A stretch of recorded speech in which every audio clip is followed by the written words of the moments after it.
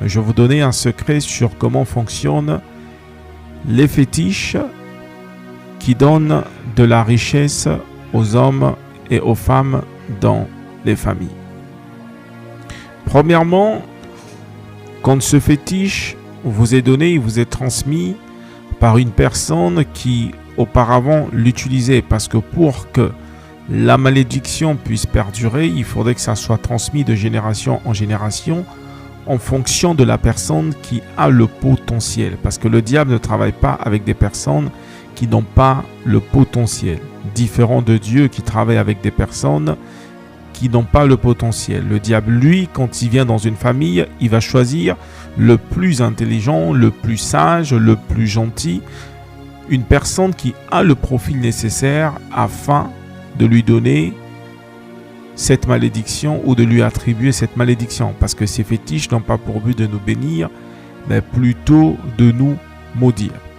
Et quand vous recevez ce fétiche, ce qui se passe, c'est que vous devenez le prêtre sacrificateur de la famille sur le plan spirituel, attaché aux puissances des ténèbres. Ça veut dire que vous devenez un prêtre satanique en tant que tel. Ce fétiche va puiser dans la vie de chaque personne autour de vous, parce que le diable ne donne pas la richesse, et va utiliser la puissance, va utiliser les bénédictions qui sont en toutes ces personnes, et va par la suite vous attribuer cela afin que vous puissiez garder cette richesse comme étant le leader, par exemple, de la famille sur le plan financier. Et ce qui va se passer par la suite, c'est que ce même fétiche doit se nourrir d'énergie.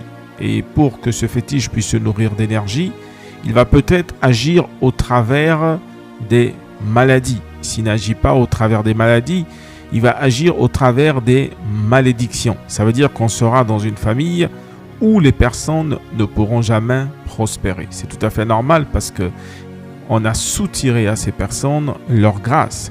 Ce fétiche peut aussi agir dans plusieurs générations. Ça veut dire que dans votre génération, il n'y a pas de problème. Il viendra se manifester après 2 ou 3 générations. Vous allez voir que la génération, la deuxième ou la troisième génération qui viendra, sera une génération qui aura constamment de problèmes, constamment de maladies, constamment des difficultés. Vous vous rappelez de cette parole que le diable ne vient pas pour bénir, comme l'est écrit dans Jean 10:10. Le but du diable, c'est de vous détruire, de vous égorger.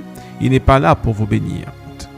Donc si vous avez un fétiche de famille qui vous a été donné, ou vous avez reçu